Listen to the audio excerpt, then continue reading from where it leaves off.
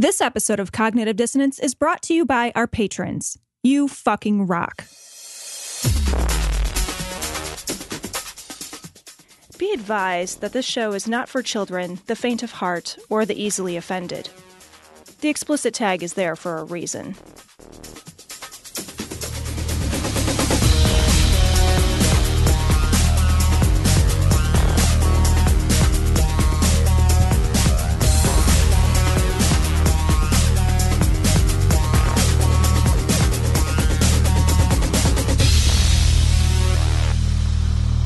Recording live from Glory Hole Studios in Chicago, this is Cognitive Dissonance. Every episode we blast anyone who gets in our way. We bring critical thinking, skepticism, and irreverence to any topic that makes the news, makes it big, or makes us mad. It's skeptical, it's political, and there is no welcome mat. This is episode 355 of Cognitive Dissonance. And this is actually, I want everyone to stop for just a second and pay attention, because this is actually a genuinely important episode. There's an announcement we need to make. Mm-hmm. Yeah, it's kind of a big deal. For sure. It's kind of a big deal. Mm-hmm. We have started a new venture because I have run out of new ways to disappoint only Cecil. That's right. And this new venture, I have taken on a great deal of not doing additional work. Yeah. You have exceeded at that in every turn. So, Cecil, with the crew from Scathing Atheist, Gam, and Skeptocrat, that's the same crew. They just want to feel important. Well, there's three of them. They got three shows. They're going to need a fucking fourth because now we're starting a new show with these guys. We are with these guys. I just want to say, like, it's just been such a pleasure to disappoint such a larger group of people. Sure. So Cecil, why don't you tell them about whatever it is that you do? I don't know. What's the name of the show? So the new show is called Citation Needed. It's a show where I would have said the wrong thing. I would have said Citation Pod. Yeah. I would have, because that's the email. I would have been like, our new show is called Citation Pod. I'd have fucked that up. You're fucking good. I'm killing it, buddy. You are. I'm killing it. So the show, Citation Needed, is a show where we read one Wikipedia article and then pretend we're experts. And then we tell the other people about that Wikipedia article, tell them about the story behind the Wikipedia article. And then we quiz each other at the end of the show about things that we've learned. And normally there's some skits, and it's turned out to be a really funny show. It's turned out to be really good. It was when we started talking to them in November about maybe doing something jointly, we weren't sure what we were going to do. And so we created a bunch of pilots between January and now that will never see the light of day. Technically, they're in the Patreon for Citation Needed right now. But as soon as that show launches, which is going to be in a few weeks, we're not going to be, those shows will be gone. So those shows are really only, all those pilots that we created early are only for early adopters. So if you're interested in hearing some of those, you can become a patron of Citation Needed, and you can get those episodes. There's 5 episodes of just pilots, stuff we tried out to see if it would work. This is the cutting room floor for all the test episodes, all the half-baked ideas, some of which eventually got folded and wrapped up into what's eventually the new show, Citation Needed, which has been such a fucking hoot to do. Yeah, absolutely. And I got to tell you, every fucking test recording we did was a fucking blast. Yeah. It was just a blast, and we laughed. And we laughed. Crazy. We, like you said, we've been working on this concept since November, and really what happened is, we did the Vulgarity for Charity event, had just so much fun with these guys. We really realized this is a group of people we just need to be doing something with. We need to be doing something regularly with these guys. It's so much fun to work with them. We put a lot of ideas together. We landed on Citation Needed. We think you guys are going to love this show. Yeah. This is a fun show. It's a lot of fun. If you go to patreon.com/citationpod, you can find it there. Citation Needed on Patreon. We are also going to give a gift to our patrons too, because we're real excited about this. We're going to be giving you a free episode of Citation Needed on Monday afternoon. So after this show releases, We're going to be giving you a free episode of this show just so you could listen to it and see if you like it. We're anxious for feedback and things like that. It's not technically released yet. It's not going to release until we have 5 episodes in the can. Right now we have 2, but we're excited about the path that it's taking. So if you want to listen to it and you're a patron, you're going to get it for free tomorrow afternoon.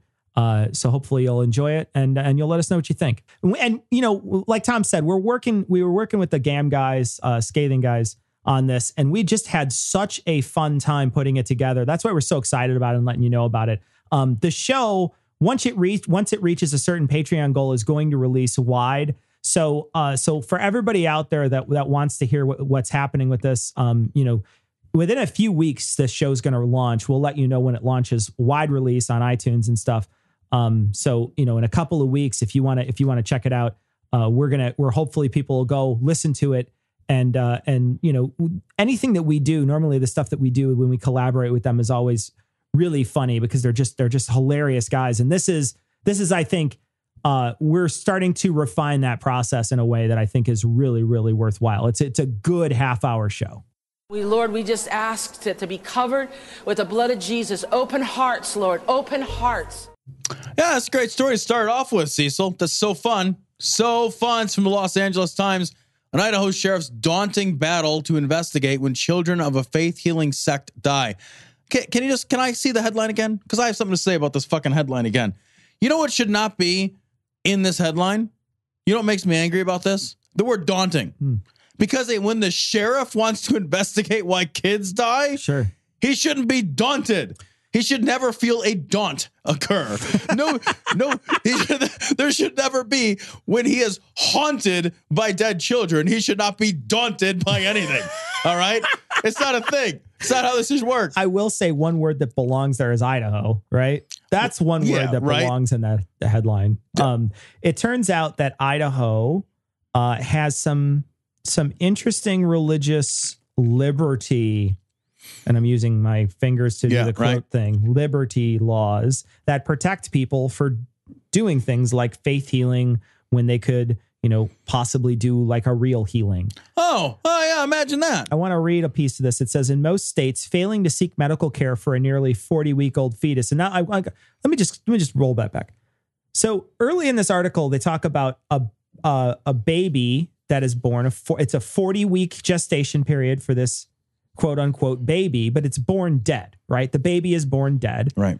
And the baby stops moving in the womb. They pray over it. Nothing happens. And then this woman has a birth with this dead baby. And then the coroner has to come and take the baby away, et cetera. And it says here, in most states, failing to seek medical care for a nearly 40-week-old fetus might be a crime. Idaho is one of at least 4 states that provide religious groups broad exemptions from criminal prosecution and civil liability for the deaths of children attributable to medical neglect. And, think about the irony here. In all these different places in the world where they think, in our country where they think, a baby is the moment it's a fucking speck, the moment that fucking, there's cell division. They're like, that's a fucking baby. And how dare you do anything to that life, right? Sure, right. Yeah. But on the other hand, look at these people and how they neglect the baby in their womb, a 40-week baby, which a lot of people at this point, I don't know a lot of people that wouldn't say that that's a thing, right? Anybody who's like, a 40-week, if everything's healthy, and you're just like, I don't know, fucking kill it. Exactly. Nobody says that. Nobody says she that. could do a belly flop. Seriously. You need a big coat hanger. At 40 weeks, you really do. At 40 weeks, no wire hangers. Yeah, absolutely. No wire hangers. Yeah, at that point, you need one of those things that they drill the holes in the ground with. An auger? An auger? You need an auger. Wugga, wugga, wugga, wugga, wugga, wugga. We've hit oil. We've hit oil. It's a gusher. Oh, no. I guess it's not anymore. You know what? It was very quick. There will be blood. Yeah. Oh. I drink it up. So this, though, to me, the irony here, yeah, where you're just like, on the one hand, a tiny speck is a baby, but we're going to neglect this because of our religion. It's like you're having your cake and eating it too at that point. I mean, not the 1-year-old cake when the baby's born and the baby has its first birthday, but for the most part, you're having your cake and eating it too here because religion gets to protect you in both scenarios. Yeah, right. You can't flush that, those 1,000 cells out of your womb with the day after pill. Right. But I can kill a 40-week-old baby with neglect. Yeah. And neglect is an incredibly cruel way to die, right? Neglect of any kind, medical neglect, any sort of neglect. It's not like you're just like, hey, what's going on? Everything's fine. And they just had, nobody died instantly from neglect. Right? Neglect is not an I died instantly. Sure. Neglect is always a slow death. Yeah. You can't die quickly from neglect. That's not how it works. So neglect is by fucking definition a fucking cruel and drawn out process by which children die unnecessarily. And this article touches on that. Yeah. That, frequently what happens is these parents who are fucking not well educated. And there's this one particular religious sect that is egregious in its, promotion of medical neglect. So these kids die terrible deaths over the course of long periods of time because these parents who are not educated about, medicine and what medicine means. And they even say, like, they think medicine is a tool of the devil. Sure. What the fuck? What does that even fucking mean? Like, what does that even fucking mean? So you're willing to let your fucking kids suffer and die and bleed and, basically fucking end their life in agony and pain and terror. And that's not a tool of the devil? Yeah. Even under the same fucking theological rubric? That's not a tool of the devil? But fucking some antibiotics would be, or some fucking insulin might be? It's in the term neglect, if you unpack that, what is intrinsic in that term is preventable, right? Neglect means that you're neglecting to do something that would stop this thing from happening, other thing from happening. And what they say in here, they say in Canyon County, children of church members have died from pneumonia, from infection of the fetal membrane. I think that's also called insane in the membrane. Failure to administer insulin for diabetes and other preventable causes. Well, one other thing I want to touch on is that culture of leave me the fuck alone that Idaho, they touch on this in the, Idaho has one of the, most leave me alone cultures in the country. Sure. And we have this idea in parts of America that's particularly strong, in parts of the godforsaken West, that, the government doesn't have any role in our lives, right? Well, then why make laws at all? Sure. Like, why make laws at all? Why have any law at all that prevents anything at all from happening? Like, laws exist to protect us, right? And and to your point, like, they want laws to protect, the unborn. They're always pushing for these laws to protect the unborn because they can't protect themselves. They're religious nuts. This sort of like, liberty at any cost is insane. Liberty at any cost is insane because it isn't liberty at all, right? Sure. It's not liberty for the fucking kid who's like, I don't get to choose if I get an insulin. It's always kids. It's always people that you're taking care of because that's the only way you can neglect something, right? Is if you are in charge of it. You can, right? You have to be the caretaker. Yeah. Right. So again, when they're saying, we got to protect these kids or these babies, these fetuses, we got to protect these babies from, from all these other, but you're not willing to protect an already actualized human being from yourself. Yeah, right. Exactly. In the name of Jesus, we speak that.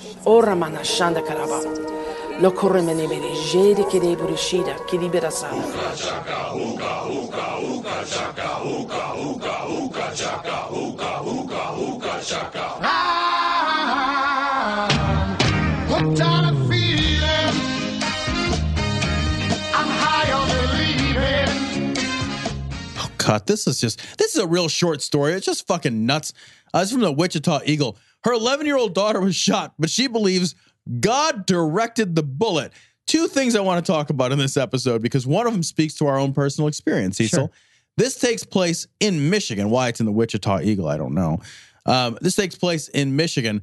Basically, a bunch of people were outside just shooting around at targets. Sure. And one of them must have missed the backstop. They not only missed the fucking target, they fucking missed the backstop entirely. Sure. The bullet whizzes by and hits this 11-year-old girl, hits her in a non-vital area, And her mom's like, well, God made the bullet hit her. Well, God didn't make it hurt her too much, much. God was quoted. He said, I ain't got no power over them bullets. That's the NRA. That's not me. I ain't got no power over that. I can maybe nudge her a little bit and she'll get caught in the arm instead of in the heart, but that's the best I can do for you. I picture God. You ever go bowling, right? And you throw the ball and you're like, no, fuck. And you're like moving your arms after, like, go to the left, go to the left, go to the left, go to the left. Yeah, right. And it's like, it's not doing anything at all. Yeah. It's not doing anything at all. The ball's like, I'm already God's released. like they're doing the hula, right? You know, like trying to get it. Move it over. He's blowing on it like a fucking balloon. If it wasn't for me, it would have hit her in the heart. Yeah. Like, maybe it could have made it not hit her at all. You know, there's no way I can make it go another 1/8 of an inch to go around her body. Right. You know, if she doesn't feel the pain, then how would she know she shouldn't be jumping on the trampoline? I know. I still wanted it to hurt her real bad. It'd be interesting to depict this story in sound effects, because it'd be like, bam, bam, bam, bam, ah!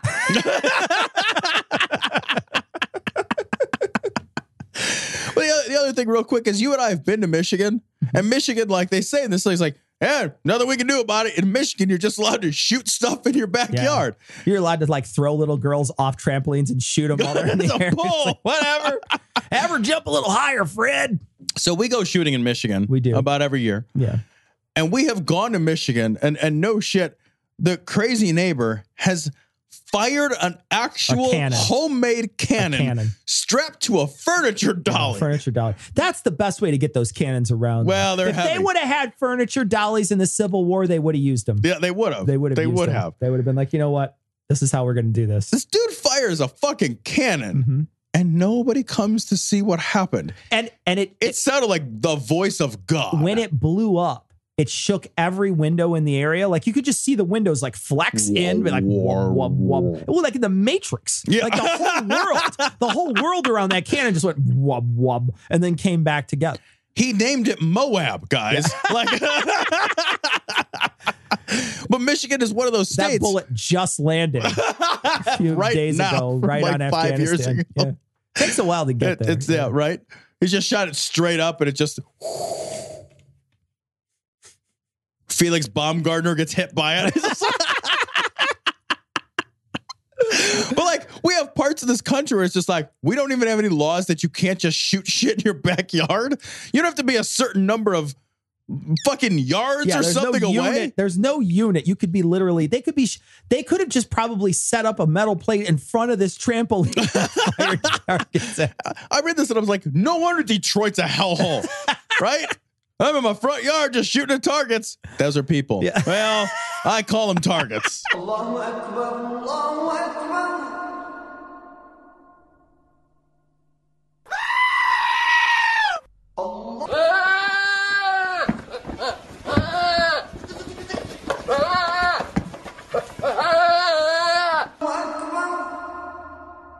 Yeah. Oh, man, this story is fucked up too. This is from the New York Times. It's called Anatomy of a Lynching. So basically, this is a story, and we didn't cover this last week, but I wanted to cover it because I like the way that the New York Times wrote this article. So there's a fucking cow killing people vigilante group. There's a cow protection vigilante group. Yeah. Because there's people smuggling cows, which is hard to do, by the way. First, getting them in the balloon to swallow them is tough, but getting them out later, that's a little harder. You don't have to tell me. That's a little harder, I think. One time, I agree to that one time. Yeah. If you're smuggling cows, are you still a mule? It seems, I don't know. Do you put them in your checked baggage or do you put them in your carry-on? You ever see the videos, like, or the movies, you know, and some dude's got like fucking 15 baggies of fucking heroin in his fucking intestines. Sure. And he's like sweating bullets. Yeah. Can you imagine you got a fucking longhorn steer up your ass? Like, you're like, I don't want to. It's a rough day. It's a rough day. You got to go see the proctologist right afterwards. That is just to make sure. A tough job. Sure. But someone's got to do it if we're going to eat a hamburger. So, yeah, there's sometimes you get the bull, sometimes you get the horn, right? You know what I mean? So in India, this dude got fucking killed because and he wasn't even doing anything. This dude got fucking publicly killed and terribly. And in fact, almost set on fire. But I think thankfully he died first from the beatings. Sure. Before they set him on fire. because he was suspected of cow smuggling, of running cows, right? Yeah. And the cow is a sacred animal. They call that the running of the bulls, Tom. It's a different thing. The cow is a sacred animal to the Hindus, right? And so what this really belies is a deep-seated hatred and racism between the Hindus and the Muslims. Like, Sure. that's really what's happening, right? Because the Muslims don't give a fuck. Like, Yeah. fucking, I'll eat a cow. Fucking Muslim. Like, I don't fucking think it's a sacred thing. Yeah. And so there's this deep-seated racial hatred is what's being described in this article between the Hindus and the Muslims. And now there are cow protection vigilante groups Yeah. Yeah. to protect a cow? A cow? It's a fucking cow? Like, when your religion tells you you should kill a human being because maybe somebody is doing something mean to a cow? That's the thing, right? It's all about value of another human life. Right. And what they're doing is they're saying the value of that human life is less than the cow. Because the cow is a magic animal? It's a fucking magic animal? Well, You're going to beat a man to death because of a fucking magic animal? It won't steer you wrong. Don't cry over a little spilled milk. This is utterly disgusting. It's all just going to be cowpucks. His last words, cowabunga. We should start a petition with moveon.org.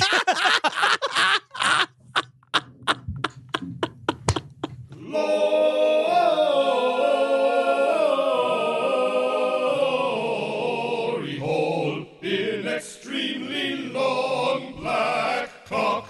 Oh, Yeah. this fucking guy. Jesus, these stories are fucked. Stories from the Washington Post. Washington Post?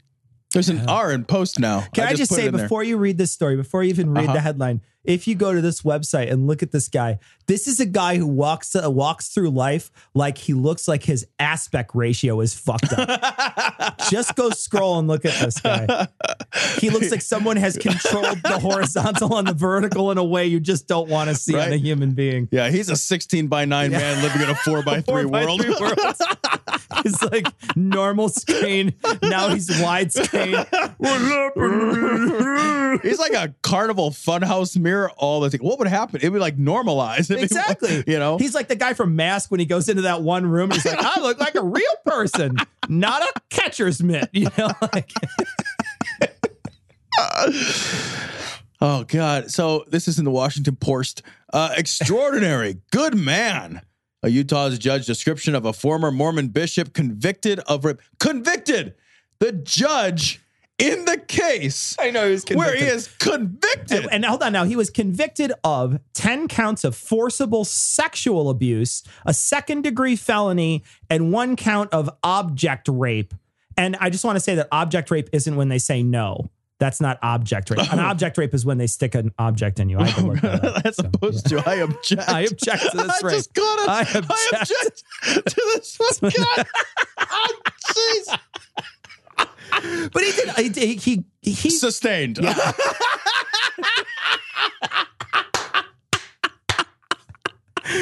I'm going to allow it. I'm gonna derobe. So, but this guy, It's a rape joke. It's not that this guy is not a scumbag, right? Listen to what I just said. He's convicted of. He like groped his sister-in-law. Yeah. Her sleeping sister-in-law. He like went up and fucking tuned in Tokyo on her. What the fuck, man?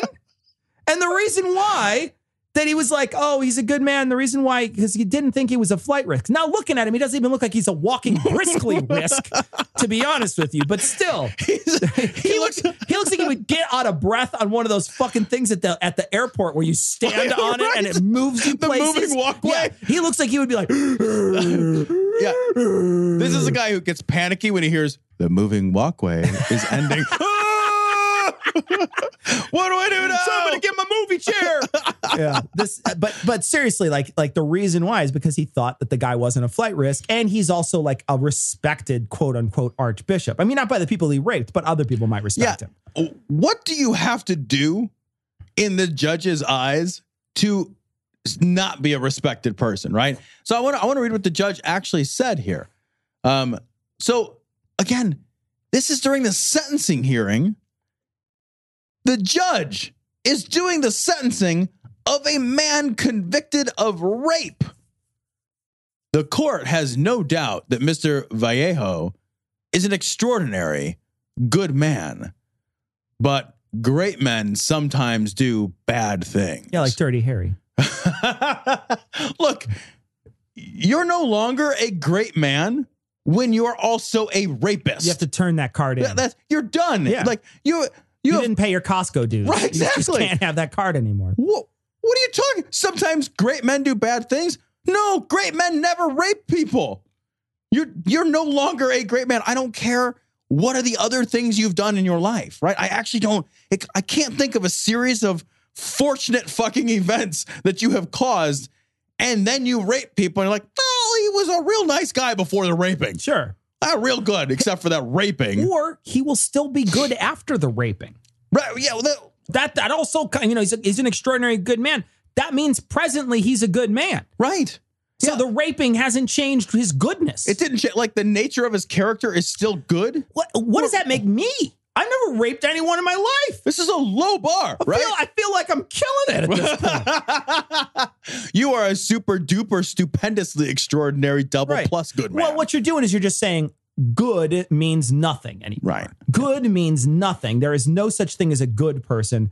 Everyone that is good is capable of rape. Everyone that is fucking, I mean, I guess you just like everybody who doesn't rape is amazeballs, I guess is why you refer to them. I think the bigger problem is what it really means is the judge doesn't really give a shit and doesn't think that rape is a bad thing, or rape isn't a bad enough thing. Sure. That it reflects poorly on your character, I guess. Right. Like, rapists be raping. Yeah. Or that being a fucking bishop somehow excuses you. I think it has something to do with favoritism of his own religion, right? Right. So that's probably what it comes down to.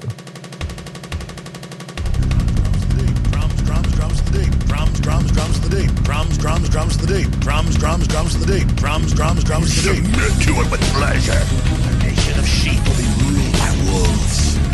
Beg on your knees to be slaves. While these fat, weak cowards sit up there on television and tell you they're gonna break your bank and bring you under their filthy control and put you in their government housing pens to run your life and bring you down and imprison your children. Submit to it with pleasure. Drums to the date. Well, not me. Drums to the date. Drums to the date. Talk about these in tandem, Tom. This is a big news that came out this week. Is great news. On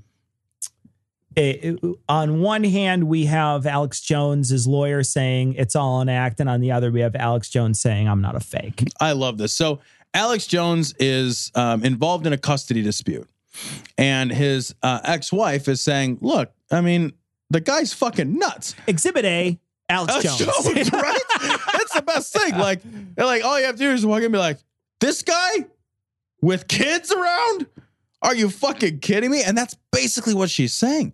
She's like, listen to all this crazy, evil, mean-spirited, hateful shit he has said with his own mouth face. Yeah. Like, all you have to do is quote him, right? Just quote him directly. And his lawyer said this in the gray here, Tom.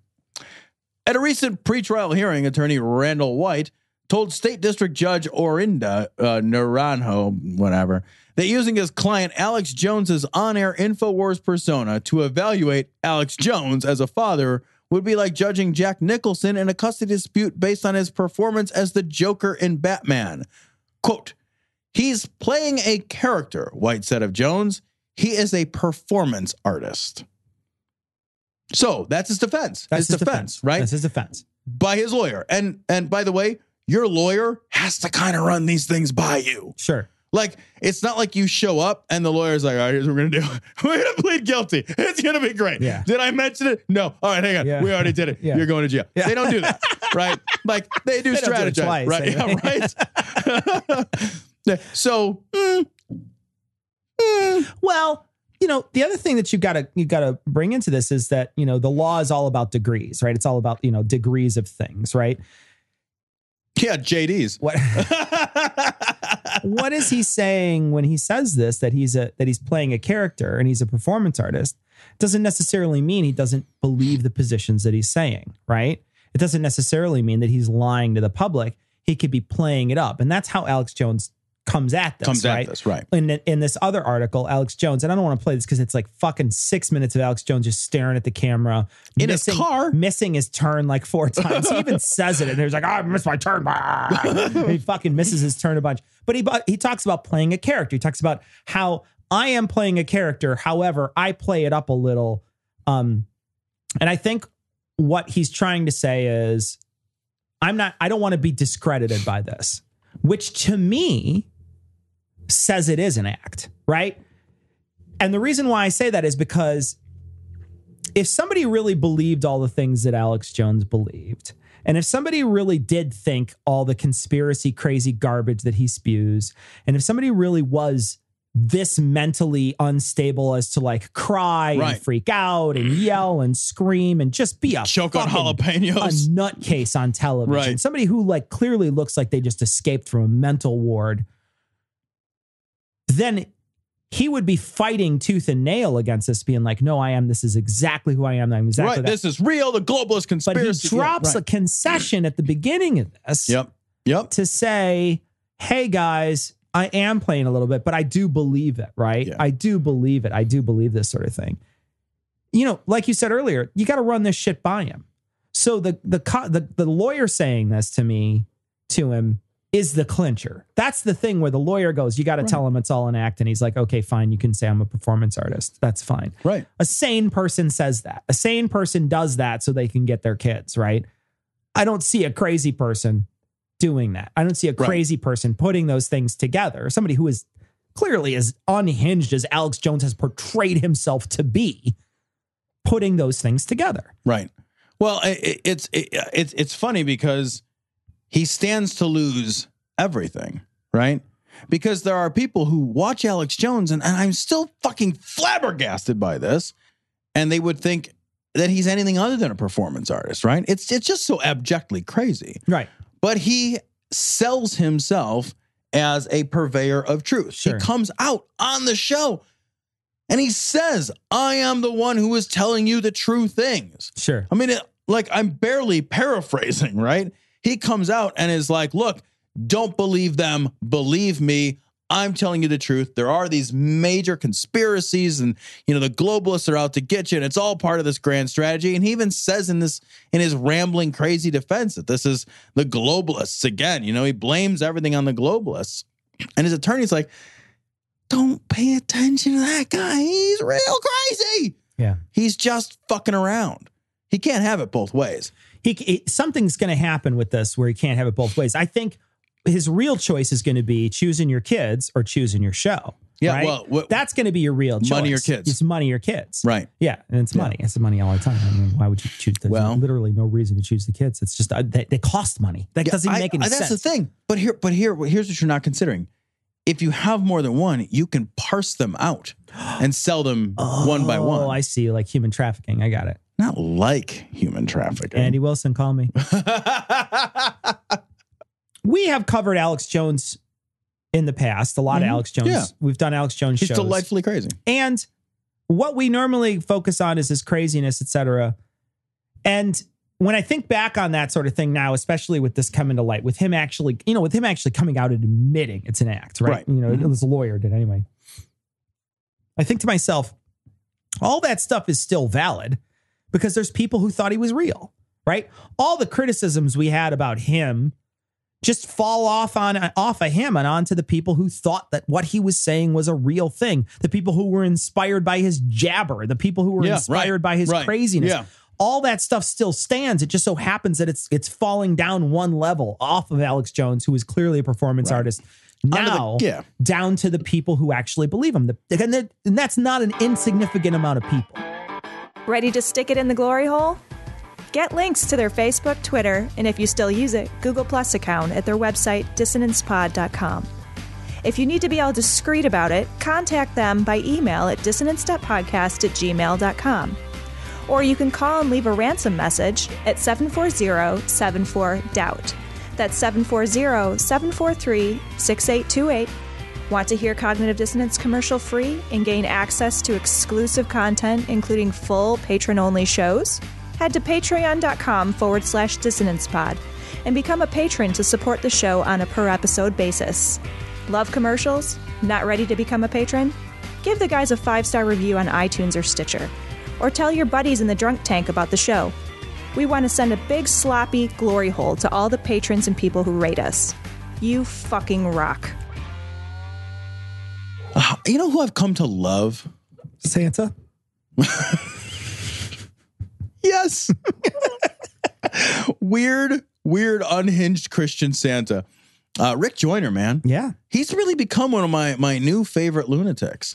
Yeah, he's been great, and they've been really paying a lot of attention to him lately. I think he's posting to his Facebook account or whatever a lot of these videos, and the Right Wing Watch has really been picking him up lately. So this is Rick Joyner. Santa is sitting outside. It's summer months, so the elves are busy doing other stuff, and he is just chilling in like Redwood National Park or something, wherever he is. And he's talking about it's Trump's destiny to subdue ungodly nations to allow for the spreading of Christianity. So this is Rick Joyner. If this thing with North Korea works out, I believe Trump's going to turn his attention to fixing things with Russia. Wait, what? What does that mean, though, fixing things with Russia? Because didn't Russia already fix things? Yeah. Nicely done. Nicely done.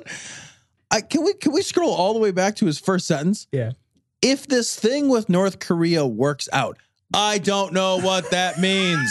I don't think he knows. I don't know what that means at all. I think he means attacking and destroying North Korea as a country. God. I think that's what he means. If this thing being the tensions. Yeah, I think Right? what he's saying is the thing with North Korea is we invade North Korea. That's him work. That's his version of it worked out. I don't have any context before he says it. So. I know, but I'm just like, pause and consider. What can it be? What can it be? I don't like. He scares Kim Jong-un into pooping or something. I don't know. Is You're right. Trump going to use his tiny hands to give Kim Jong-un a tiny fucking hand job or something? God. Like, I don't know. He's got fucking those porn star hands, you know, so your fucking dick looks huge in them. Yeah, little people hands. Right? That's what I rely on that. I only watch little people porn anyway, so it doesn't matter. It's like it's like a requirement. Like, send me a picture of your hands. No, those are normal hands. Sorry, looks like you could pummel basketball. Right. No. Yeah. I need some like thimble fingers. That's what I'm looking for. Did you bind your hands growing up? 'Cause that'll help. Bind your hands. I'm looking for a lobster claw hand job. And we have the potential for maybe the greatest world stability in our lifetime. There's always going to be conflicts. It was just when there were only two brothers on the whole face of the earth, there was a conflict. They couldn't get along. Yeah, that didn't make any sense or ever happen. Well, when there was two brothers on the face of the earth, one of them killed the other one, according to you. And then there was one guy. Yeah. And now there's 7 billion. I don't know. He jerked off a lot. Like what? Like onto a fucking rock or something? Like how are there more? So many times in the Bible of just like, how are there more people? It's called the Fertile Crescent for a reason. That's what I'm only it's not the infertile crescent, Tom. From now on, I am only going to refer to the vagina as the Fertile Crescent. That's it. It's from now on. Unless she's French, then it's the Fertile Croissant. I was going to say, if you go down, it's the Fertile Croissant, right? The Fertile Croissant. It's better than the Fertile Baguette. Whoa. Stay away from that. Buttery? The fertile ciabatta. A big fucking hole there. So there's always going to be some, but the potential right now is incredible. Now, I think every day that we wait to settle the North Korean issue, the more dangerous the world is going to be. See, settle the North Korean issue. So he would consider the North Korea issue settled if we invade, or just shoot him a lot with missiles, or I don't know. Maybe set Kim Jong-un in front of everybody, or what is it? Kim Jong-un? Is that Kim Jong-un? Kim Jong-un. Set him up in front of everybody and shoot him with an aircraft gun or something. That's 100%. That's how actually if I don't die in a bulldozer fight with you. No, that's how we go. That is how we go. That is 100% how we go. The moment I hear that we're getting nuked, I'm texting you and being like, steal a bulldozer right now. Steal. Yeah, I've got a fucking warehouse of them for this. I will meet you, and I'll just text you the coordinates, and we just meet before it's over. Right as the flash hits, the two buckets touch. And it's a thing of beauty. It's a thing of beauty. When they come searching up the ashes, they can be like, were they fighting bulldozers? How do you not go out that way? And you know what's going to happen is the guys that are cleaning up are going to fist bump. They're just gonna like, poof. That's it. Yeah. But think about it if it works out and if we can start coming to terms with Russia and everybody focuses their attention on the rogue states and, you know, the jihadists, the Islamic extremists, which I think could be faced down really fast. Yeah? How? Why? How, Rick Joyner? Well, how are they going to face them down really fast? Didn't Russia try to fix Afghanistan for like 20 years? Yeah, man, I've seen like Rambo 6 or whichever one that is. We had like exploding arrows? Right. Yeah. It didn't work out. He's got the dad bod and his boobs are starting to sag a little. It's okay. It's okay, Sly. You still look better than me. I know, right? It's amazing the time that we could be living in. Yeah, if you just imagine it, if you just make it up, it's amazing the time we could be living in your fucking fantasy world where we're just totally cool with whatever Russia does, right? And that's the thing is we're just going to be Russia's lapdog. In his scenario he's just described, we just casually defeat North Korea, just like, oh, we just defeat. I don't know, that's just over now. I don't know how he anticipates us just being like, I don't know, it's fucking Wednesday. I fucking blew up North Korea. Anyway, what are we doing for lunch? And then like, he's like, and then we settle this thing with Russia. Yeah. What are you talking about? Just settle this thing with Russia. Yeah. I guess if you boil down major diplomatic crises unbelievable and then we just fixed it. Yeah. Okay.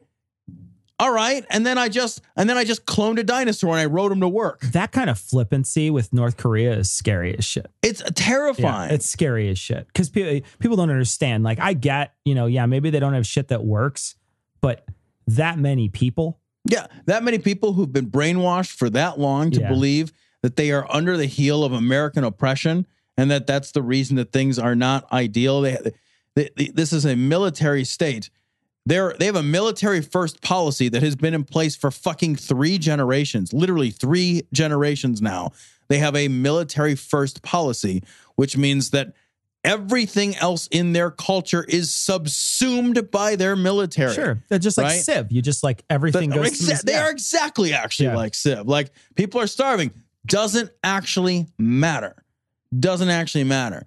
It would not be a minor thing. Like they're a nuclear power. They're a nuclear country, not nuclear power, but they are a nuclear armed country. They might not have ICBMs. They're not going to fucking hit us here, but we got to go there if we're going to blow them up. Yeah. And I also just care if they blow up South Korea or Japan. I kind of care about that. I just care about other people. Hell, I care about people in China. I care about the people in North Korea. They don't deserve this shit. Yeah. They're just people who are unlucky enough to be born in a fucking crazy 1984 style dictatorship. Yeah. We got to solve this peacefully if we can. We have an obligation to do that. I'm just saying. Now, Lance Wallnau's prophecy about Trump becoming president, which he shared very early,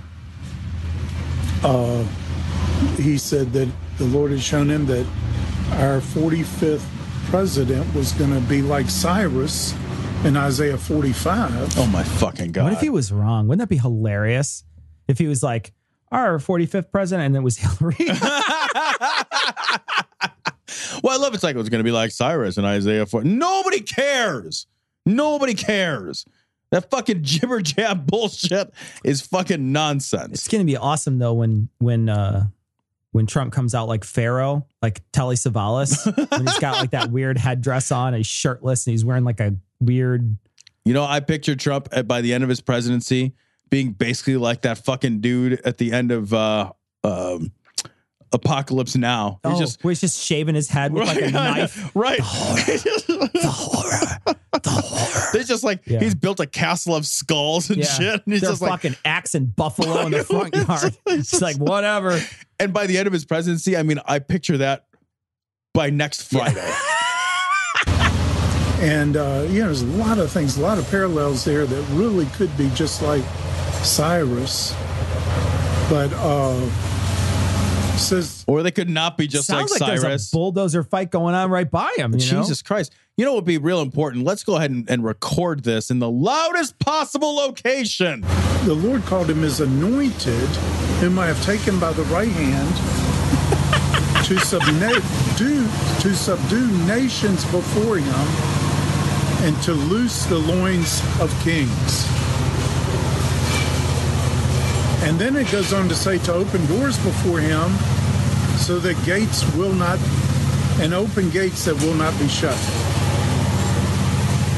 So now what is this? To subdue nations? Are we going to start, is Trump going to be used to conquer other countries? I don't think so. What else would subdue nations mean? Wait a minute. Fuck you right in wherever, any hole that you could possibly be fucked in.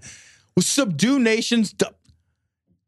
How else do you subdue a nation? How do you subdue anything? Right? Yeah. Yeah, I'm just gonna. It's not persuade nations. Yeah, I mean, like sanctions. I mean, I don't know. Like, it's not gonna be conquering, but we're going to fight them and win. Maybe that's what he's gonna. Maybe that's what he's talking about. You just do economic or some other way to subdue them. Yeah. Can you subdue them in a way that's like non-violent? Not for long, because then they get violent because they're being fucking subdued, right? I mean, like, that's why Japan fucking got salty and blew the fuck out of Pearl Harbor. You know, we fucking imposed massive sanctions on Japan. Yeah. They didn't love that. They weren't happy about that? No. But I think the belligerence that is rising up from the countries like Iran, like North Korea, like ISIS. ISIS isn't even a country. I hate him. I hate his fucking body face. Wait until I go visit ISIS this summer. Oh my God. Did you get your tickets to ISIS? I'm going to be flying into ISIS. Yeah. What's the capital of ISIS? Beheadistan? Now, the concern, obviously, is if this isn't bottled up in San Francisco, this kind of nonsense, then it's going to be spreading across the entire fruited plain, and you're going to be going to your Burger King in Des Moines, Iowa, and you're going to have a rainbow-colored wrapper for your Whopper. So I fucking love this. This is also Right Wing Watch. This is Kevin Swanson. This is the sackcloth and ashes idiot. Sackcloth and ashes. Sackcloth. Have you tried sackcloth and ashes? He is fucking worked up about some Beauty and the Beast, man, for reasons that I think only he should describe. So I'm not going to play this whole clip because it's like 6 minutes long, but I'll play the beginning of it for you. Bill, wake up and smell the napalm. The zeitgeist is moving like a freight train. Because Bill wakes up for a quarter second until he dies. Hey, is that no? My nose hurts. The Beauty and the Beast came out of the closet, boom, with an explosion. Did you watch it? $174 million in the first weekend. $400 million in box office receipts worldwide in its first weekend. The zeitgeist is rolling on this one. Now, the reason this is important is because this is Disney's first attempt to bring an explicit homosexual scene into one of their movies specifically designed for kids. Explicit homosexual scene. Yeah. Really? Yeah. Is there ass fucking? No. Is there a dude fucking blowing a load on another dude's face? A gay teacup fucks a gay tea kettle or something? I don't even know. Like, aren't they supposed to be like two cups or something? Like, there is no explicit gay scene. I don't know anything about this movie. I don't know anything about this movie. But Beast I know Beast is not wiping the jizz off Right? of his fur, right? If you wanted, there's nothing explicit going on. If But- Emma Watson is in an explicit movie, I'm watching it. All right, I'm watching. But if you go, I heard though, if you go to the concession counter, you can't get a bag of popcorn, but you can get a bag of dicks. So, but only during this film. Let's get up from the movie. Let's get up from the movie. Let's get up from the movie and suck ourselves some dick. And so this is huge. This is the brave new world, and it is unfolding, and the world is ready. The world has received it. The world has stepped in and said, we are ready, baby, for this. Yeah, we've prepped our asses. Go ahead and fuck them. Fucking pre-lubed for your enjoyment. Fucking lubed myself up before I came over. I bought the cock gun size from AdamandEve.com. It's like the stuff that they put in the aircraft carriers when the jet like comes in and lands, and that fucking like silly string that holds them on, Right. like that that giant cable. Right. Like, that's the lube that I lube my ass up with. It's so stiff you could sit on it and it doesn't even depress. For this great unfolding unraveling of sexual ethics in the 21st century, especially for my 7-year-old kid. We got to be sure the 7-year-olds get a fair amount of exposure to homosexuality. And friends, this is the biggest PG opener in history. This is the biggest PG movie opener in history at $174 million, complete with the first explicit homosexual scene. Stop saying that. It doesn't mean anything, right? Because you're not saying explicit homosexual scene. Like that's like a gay guy admits he's gay to him, right? Yeah. that's what he means, right? Explicit in the sense that homosexuality is expressed in any way, right? Yeah, because it's not because an explicit homosexual scene to anyone else who knows what explicit means, right, means someone's balls deep in someone's ass, right? Exactly. Right? Somebody spits on it a little bit and pook, there it goes. There's a fucking reach around going on at this point. And the key thing here is it was rated PG. It's one thing to include homosexuality in an R-rated movie or a PG-13 movie. Bill, here is what makes this so insidious. This movie was a PG movie intended for the entire family. So families walked into this movie to be sure that the entire family was indoctrinated into the homosexual lifestyle at the same time. So indoctrinated into the homosexual lifestyle. You're going to go in with your family. So presumably what he's imagining happens is you've got this nuclear family, right? Sure.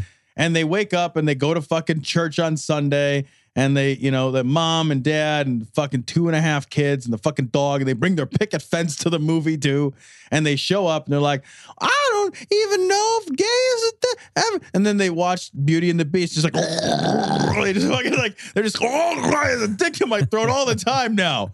Really? Older brother's blowing dad on the way home. I just can't stop myself, Dad. Don't stop. I had a cousin that I knew since I was born. He was older than me by 15, 20 years, something like that. And so like when I was 5, he was 20, something like that. And I remember he used to watch us when we were kids. He used to babysit us. He's my cousin Rick. And he was an effeminate gay man my whole life. Mm-hmm. And I knew he was gay. I knew what gay was from a very young age. Yeah, sure. I knew that he was gay. I was subjected to him without parental supervision on many occasions. All he did was sit around and smoke cigarettes, and we played in the backyard. And the thing is like, I grew up 100% straight. My brothers, 100% straight. We were subjected, indoctrinated, quote unquote, to homosexual culture, quote unquote, by our cousin who we knew what gay was and knew he was gay. Yeah, right. And nothing ever happened, because it turns out just because you're introduced to a gay person doesn't mean they walk up and fucking pull the string on the C&C and decide your fucking sexuality after the fact. Well, why do these guys always assume that your sexuality, and particularly for them, heterosexuality, is so tenuous? Right. They think that that the fact of your fucking heterosexuality is just like, it's always hanging on by a fucking thread. Like that the only reason that I like pussy is because I've just never seen anyone suck a dick. Like the only reason that I fucking love touching a titty, and the only reason that I think women are fucking attractive, that all of that is just hanging on from fucking by its fingertips on the fucking ledge. Yeah. And then if I fucking look over at any fucking second. If you accidentally brush someone else's moob, you'll ejaculate in your pants. Exactly. Like, oh my God, I changed my clothes in the men's locker room and now I'm gay. And now I can't get this hard on to go away. I've been beating on it for hours. Still here. Watched 6 hours of gay porn. It's still here. Right. Like heterosexuality in their mind is so tenuous, but homosexuality is fucking forever, right? Yeah. That's the fucking diamond. Exactly. If it wins the rock, paper, scissors battle, then it wins. I know, right? Like, why? And that's the thing I don't understand is they're saying $140 million, meaning, I don't know how many people went to the movie, right? I don't know how many people you can equate that to. What does a movie cost these days? It's like $140 million, right? Yeah, $140 million. So one person went. One person saw it. He thinks that all these people walk in and the moment they're subjected to it, like that's the evil, that's the bad thing, that's the thing that, like, oh my gosh. What I don't understand is they also think that murder's bad. Like these guys are always constant. I mean, you would ask these guys, be like, is a murder a bad thing? Yeah, no problem. Well, can we see it on TV? Am I allowed to go to the theater and see the murder? Because how many movies revolve around murders? The Bible says they're going to eat their arms. The Bible says they're going to eat their babies. Then it says they're going to eat their children. That's what people do when they get hungry.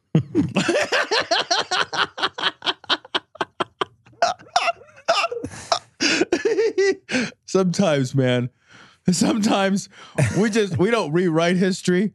We just fuck it right out of existence.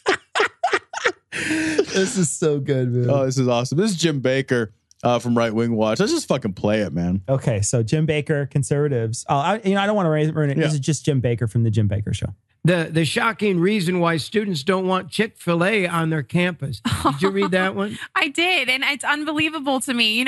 We've said here, I go to college at the Ozarks. My college has a great relationship with Chick-fil-A. I mean, I don't know a college student that doesn't love Chick-fil-A. It's our favorite place to go. Yeah, you go to college in the Ozarks. Of course they like Chick-fil-A. What is the College of the Ozarks? It's just like a metal boat with an outboard trolling motor? What the fuck is the College of the Ozarks? It's like a fucking... Who's got our book? I get to read about Gabriel this year. So I want to see the book. Raise your hand if you can read. College of the Ozarks. Raise your hand if you got more than one hand. Yeah, like that's like getting a PhD from fucking Appalachia. You kidding me? What would you get your degree in? Strip mining? Or those are your two options. You can get your degree in stripping or strip mining. That's it. Jesus. I just can't believe if you don't agree with what they're saying enough that you don't want to go, then don't go. That's literally what a boycott is. Yeah. Don't go. If you're offended by what a business believes, you have every right to not go. They've been kind to all sides of the issue. They have. They don't discriminate against people. Yes. What, students? No, they're talking about Chick-fil-A. They don't discriminate against people. Oh, okay. No, well, okay, maybe they don't discriminate against gay people, but funding discrimination matters, right? You may not discriminate. You may not be somebody who discriminates, but if your money goes to discrimination, then you're still discriminating. You're just doing it one step removed. Right. And you actually may be more effective in getting discrimination passed. Sure. Right. So maybe they don't discriminate at their restaurants. Maybe they hire gay whatever. Of course they don't. Yeah. Because they just want money. Yeah. And they don't want to be sued. Yeah. Right. But then they take the money that they got from customers and not getting sued. And then and not the corporation. It was like the owner of the thing. And that's why people did it. I know that we're going to get a bunch of Chick-fil-A stuff. It's like, there's going to be a bunch of people who send us mail and say, Chick-fil-A is good. That's going to be the number one thing that they say. Yeah. And then the other one that they're going to say is they're going to be like, well, that boycott, they apologize for it or whatever. And then you can go there now. And then the third thing that they'll say is it doesn't really matter because it was really just like one entity. It wasn't like the whole entity. I just never go to Chick-fil-A. I just chose in my life to avoid Chick-fil-A. I look at it, I'm like, nah, I don't need to go there. No, I drive past it like I don't see it. It's a fucking chicken sandwich. I don't care. Right.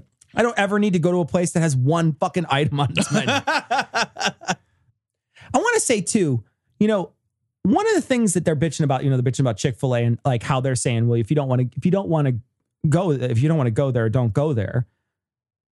One of the reasons they got rid of Chick-fil-A at U of I. So U of I is a big school in Chicago, in Champaign-Urbana, right? Champaign-Urbana is I think it's the biggest school in our state. Yeah. Mm-hmm. Huge school. Their student union had a Chick-fil-A in it. I remember I used to go do a fencing event down there every year and people would come upstairs with Chick-fil-A in their hand. They would go downstairs to eat the Chick-fil-A and then we'd, and they're always like, hey, you want some Jesus chicken? They used to say it to me. Like, no, I'm okay. I'm good. I'd just rather not eat. But, the fact is that they were there for many years. Sure. Well, then I looked it up because they weren't there this last year when I went. I was like, where did Chick-fil-A go? This is the middle of the state. This is not a place where you would think there would be huge boycotts. Now, I will say that Champaign County did go blue in this last election. It was the only place down south, I think, besides like St. Louis area that went blue, right? It's the only place that really went blue besides that. But it wasn't super blue. It wasn't like, 95%. It was 50 to 30, you know what I mean? Sure, and then a bunch of independent voters. And you got to imagine a lot of those people are college students that are there. But still, there's still got to be enough people there that are supporting it if it's good to stay there. And I found out why Chick-fil-A left is because they gave a poll to their people that go to school there. And they said, what are your top 5 things that you'd like to have here? Because they wanted the students to have a choice, right? Chick-fil-A didn't make the fucking list. What made the list is Five Guys, Wendy's, McDonald's, Steak and Shake, Culver's, and then Portillo's came in 6th. And I'll tell you what, we've got to stop this destruction, this destructive attitude in the United States of America. Right. Because we need to, the last 8 years, I didn't see any of the so-called right wing marching against Obama. The fuck did he just say? Do you remember when we were covering the Tea Party protests? Yeah. I think it was on this show. But no, it wasn't on this show. Was it on this show? No, it was not. It was on Everyone's a Critic because it was 8 years ago. Right. Thereabouts. So this show didn't exist at the time. Might have even been about 7 years ago, but still it didn't exist. So when they marched holding up pictures of him as a monkey. When they marched lynched effigies. They didn't protest Obama. Are you fucking high? Yeah.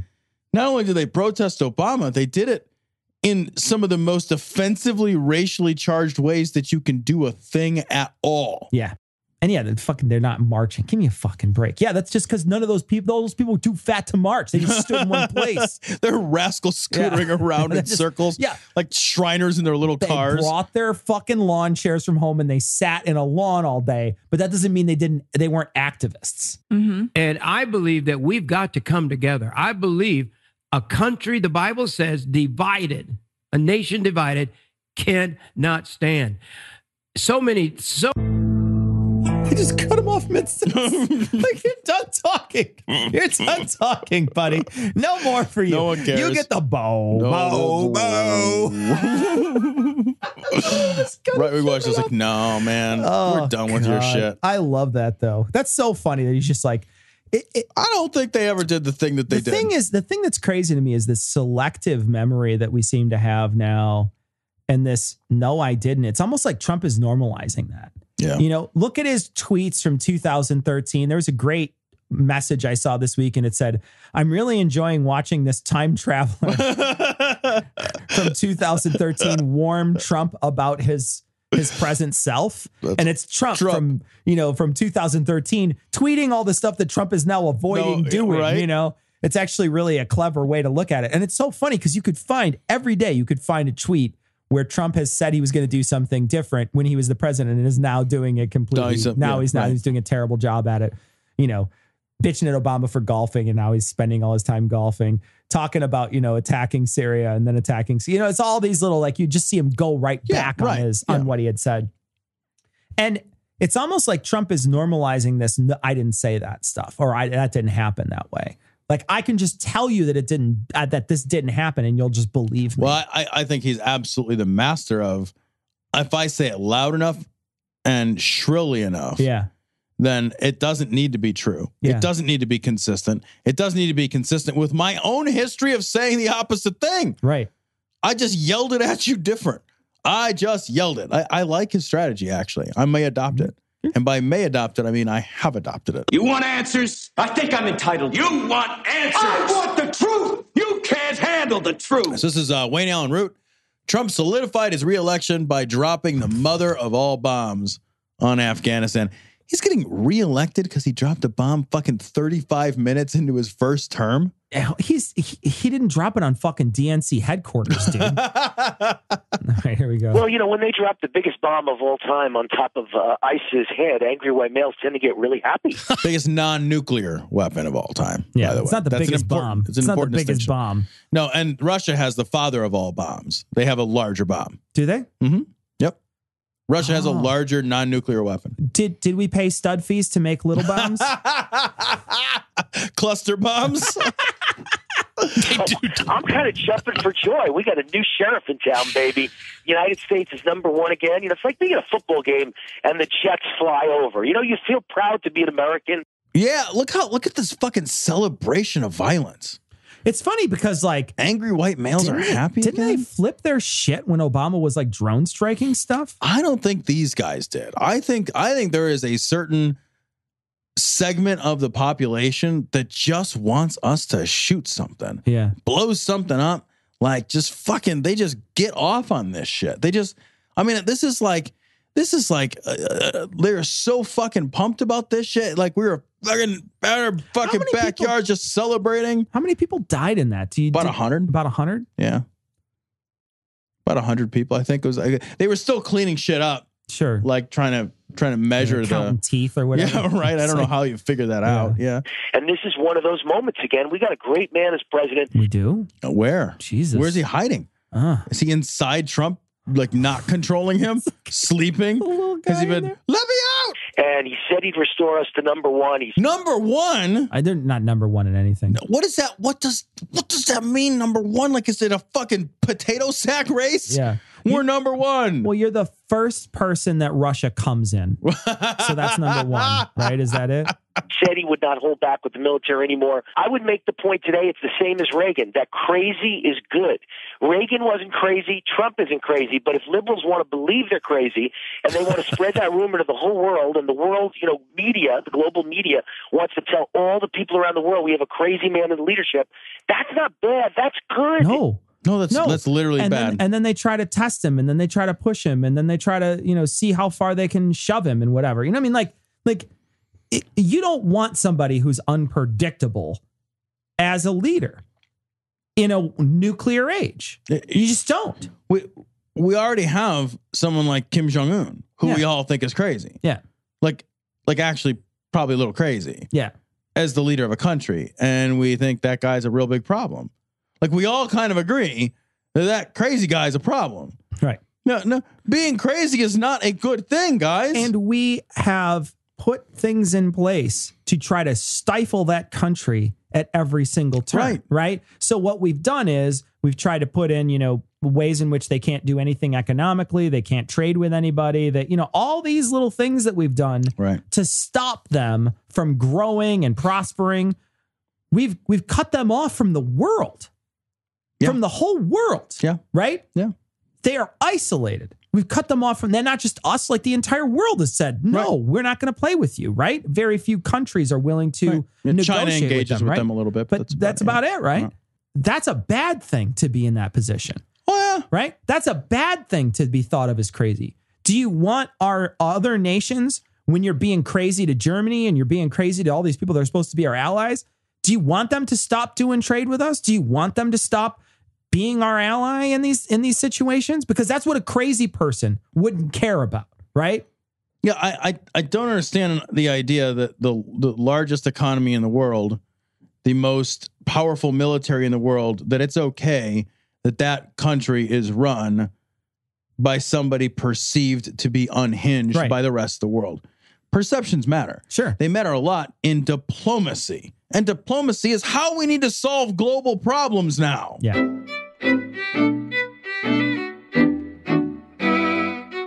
So we want to thank our newest patrons, Matthew, John, Wesley, Heath, Sean, I think. Sean, I don't know.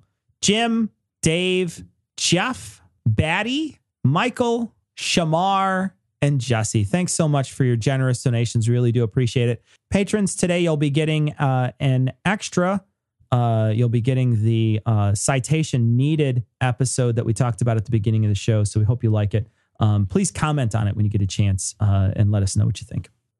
Got a message from Haley. Haley sent in an image of Jesus at the pedicurist. Is that what they call that? Is it pedicurist? Manicurist? Is it a pedophile if you use the file? I think so. Yeah. Yeah. I do have to say I have a problem. This is Jesus getting his nails done. I believe it's nails did. Yeah. I could be. Yeah. And his hair did too. Look at, yeah, looking good. We're going to we'll put this on episode 355 on the show notes. So check it out. Tom, you wanted to read this. This is from Pete. Yeah. So this is great. It says, it struck me while waiting on my latte. I can't call Trump a cunt. He lacks the depth and warmth. We got an image from James, and James says, I was watching Pirates of the Caribbean films lately, and I spotted David Smalley in all of them, and he never knew. So we're going to put this image on this week's show notes. Pirates of the Caribbean, there's an image of Jack, whatever his name was. What's his name? Captain Jack? Captain Jack Sparrow. Captain Jack Sparrow. Outrageous. I only saw the first one, so I don't know anything else about him. There's a bunch of them. You're an uncultured buffoon. What, have you been to an opera or something instead? I did enjoy the first one, but then I was told by everybody else never to see the other ones, and so I just never did. Yeah, I've never seen the I was second like, one either. I heard well, that's the same advice. Yeah, there's like 3 of them. Circle or 4 of them. to watch Yeah. them, yeah. There's a bunch of people who were just like, no, don't ever watch them. And I was like, okay, I won't see them. Right. And so I just never did. We got a message from Annoyingly Pedantic, and he says, love the show, but for years now I've been hearing Tom say there are 370 million people in the United States. Keep saying it for another 20 years. It might actually be rewrite. Don't trust me? Look it up. I did look it up. Actually, Tom is right. He's not only counting the illegal immigrants, but he's also counting all those abortions we had since 1973. They're people. So that's how he's coming up to 370, annoyingly pedantic. All right. So we did get a detailed message from Dave about how presidential appointments happen and how the FBI director is selected. And yeah, we talked about this on the show. It is a 10-year term.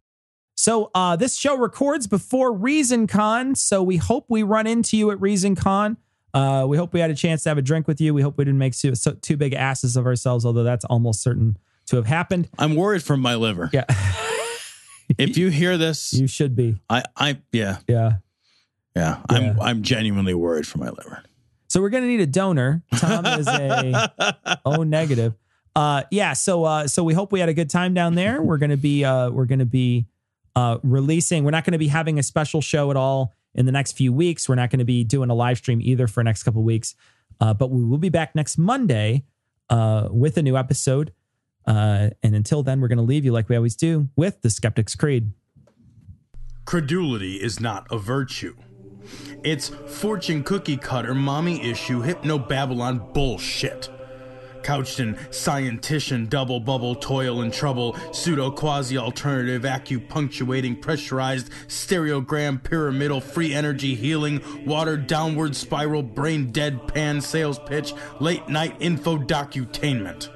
Leo, Pisces, cancer cures, detox, reflex, foot massage, death in towers, tarot cards, psychic healing, crystal balls, Bigfoot, Yeti, aliens, churches, mosques and synagogues, temples, dragons, giant worms, Atlantis, dolphins, truthers, birthers, witches, wizards, vaccine nuts, shaman healers, evangelists, conspiracy, doublespeak, stigmata, nonsense. Expose your sides. Thrust your hands, bloody, evidential, conclusive. Doubt even this.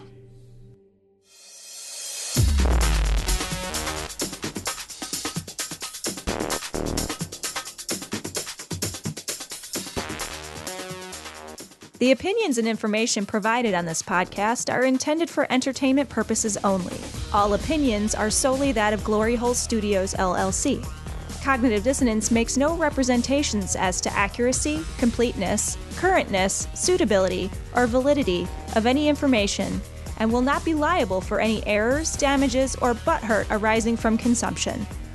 All information is provided on an as-is basis. No refunds. Produced in association with the local Dairy Council and viewers like you.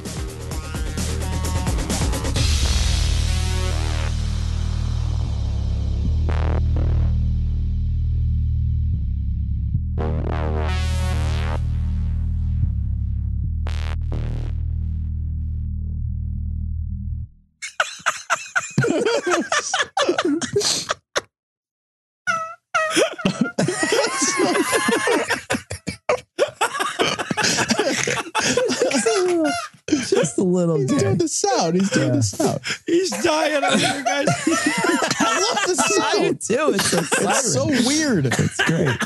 That's how people make. He's also curled up like a pill bug at the moment too as he does it. There's a visual that goes with it. He's so massive.